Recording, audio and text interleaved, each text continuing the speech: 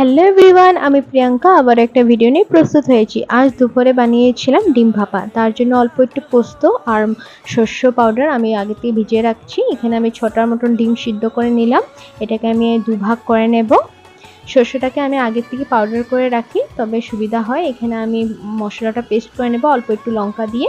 দেন ডিমগুলোকে হালকা করে ভেজে নিলাম। দেন একটা বড় সাইজের বাটিতে আমি মশলাটা দিয়ে এখানে হলুদ গুঁড়ো, লঙ্কার গুঁড়ো, দেন অল্প একটু কালো জিরে, স্বাদ মতন নুন, দেন সর্ষের তেল দিয়ে এটাকে মাখিয়ে নিচ্ছি। আপনারা কিভাবে ডিম ভাপা করুন আমাকে অবশ্যই জানাবেন। দেন ডিমগুলোকে এখানে দিয়ে দিলাম। যে ডিম ভাজা তেলটা ছিল সেটাও দিয়ে দিয়েছিলাম। এখানে কড়াইটা গরম বসিয়ে দিলাম।